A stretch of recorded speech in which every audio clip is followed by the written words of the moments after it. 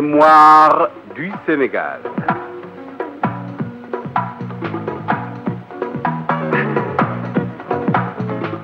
Mémoire du Sénégal de 1455 à nos jours.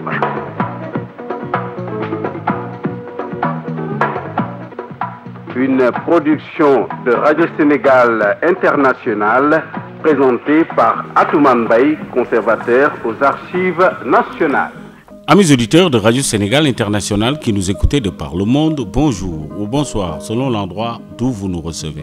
Le 17 avril 1971, le centre d'alphabétisation et d'écoute collective de la radio éducative rurale de Khinine, un village situé dans l'arrondissement de Pout, recevait la visite de messieurs Ousmane Camara et Lamine Diack, respectivement ministre de l'Information et secrétaire d'État à la jeunesse et au sport.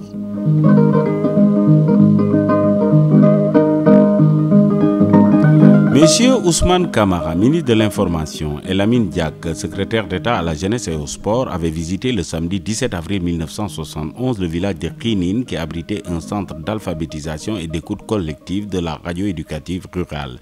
Ils étaient accompagnés du gouverneur de la région de Thiès, M. Thierno Birahim Ndao, de son adjoint, du préfet de Thiès, du directeur de l'animation et de l'expansion, M. Ben Madi Sissé, ainsi que de nombreux techniciens de l'alphabétisation et de la radio éducative. Peuplé à l'époque de 200 habitants environ, Khinine, dans l'arrondissement de Pout, était alors un petit village. Sa population vivait principalement d'agriculture. La localité n'avait pas de coopérative, mais ses habitants étaient organisés. Ils étaient en effet des coopérateurs modèles, de bons paysans et de vaillants travailleurs. Le village était doté d'un puits équipé de pompes à fort débit. L'unité et l'entente y régnaient sans doute mieux qu'ailleurs. Voilà donc autant de facteurs qui avaient justifié son choix comme centre d'alphabétisation de premier ordre.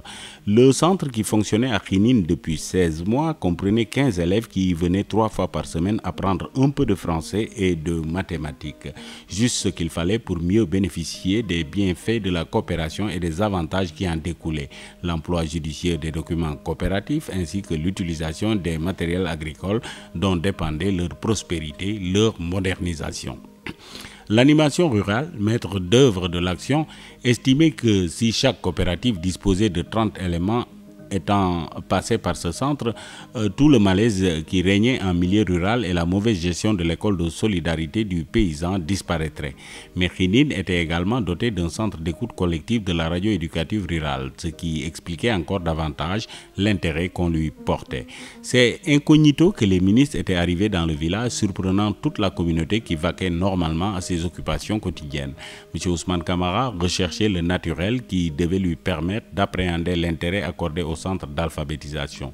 Dès l'arrivée des hôtes, surprise des villageois et des élèves qui, tout à coup, s'étaient trouvés face à 2 ministres, un gouverneur et de nombreux techniciens venus s'enquérir du travail qui se faisait dans leur localité. La visite avait d'ailleurs commencé par le centre d'alphabétisation dont le directeur des cours avait fait une leçon démonstration. Les ministres avaient pu constater les résultats obtenus et appréhender la valeur de l'action. Ils avaient posé beaucoup de questions aux élèves dont les réponses toujours justes mais néanmoins servi dans un langage mal articulé, dénotait un succès certain. Après la leçon modèle, les ministres s'étaient longuement entretenus avec les élèves et les auditeurs de la radio éducative sur les problèmes de l'alphabétisation. À cette occasion, le ministre Ousmane Camara avait mis l'accent sur les mesures prises par le gouvernement pour atténuer le malaise paysan en relevant le prix de l'arachide et en épongeant leurs 2 milliards de dettes.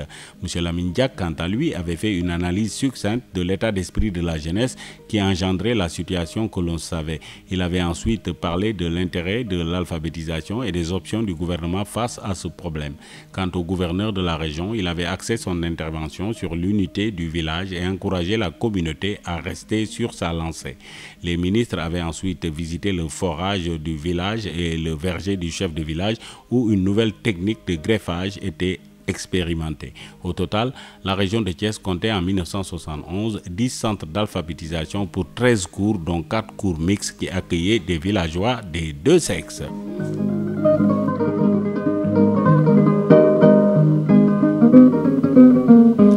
Entre autres événements à signaler pour la journée du 17 avril, nous avons retenu le 17 avril 1865. Les Diola de la rive droite de la Casamance se plaçaient sous la suzeraineté de la France. À la prise de son, Adja Lenegeka, assistée de Mamadou Diop. À la présentation, Atoumane Mbaye. Amis auditeurs, encore une fois, merci de nous consacrer chaque jour un peu de votre temps. Nous vous donnons rendez-vous demain à la même heure sur les ondes de Radio Sénégal International.